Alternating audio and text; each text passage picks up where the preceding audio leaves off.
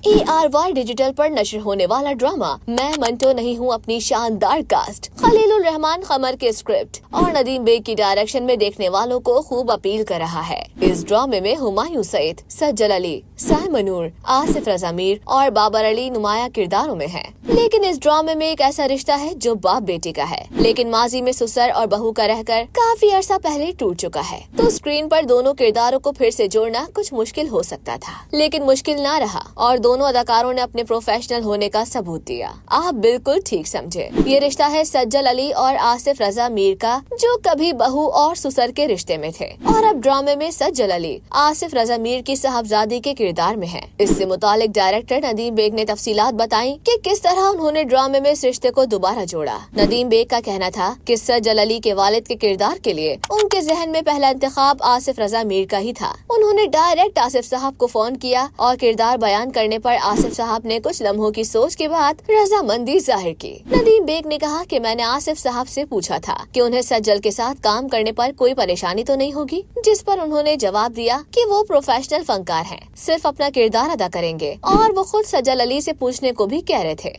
इसके बाद सज्जल को फोन किया गया और जब उन्हें बताया गया कि आसिफ रजा मीर उनके वालिद के किरदार में होंगे, तो सज्जल ने कहा कि अगर वो इस किरदार के लिए ठीक हैं, तो मुझे कोई मसला नहीं। नदीम बेग ने बताया कि जब शूटिंग शुरू हुई तो आसिफ रजा मीर सेट पर पहुंचे, जहां सज्जल अली पहले से ही मौजूद थे। दोनों ने एक दूसरे को गले लगाया और फिर काम शुरू कर दिया। नदीम बेग ने मजीद बताया कि बास सीन्स की शूटिंग के दौरान वो आसिफ रजा मीर और सज्जल को ज्यादा बातचीत और हंसी मजाक करते देखकर टोकते भी थे। नदीम बेग ने इस मौके पर कहा कि इन फनकारों ने उन अदाकारों के लिए एक मिसाल कायम की है जो अपने छोटे जाती मसलों की वजह से एक दूसरे के साथ काम नहीं करते। इस इक़दाम ने प्रोफेशनल एहतराम और काम को पहले तरजीह देने का पैगाम दिया है।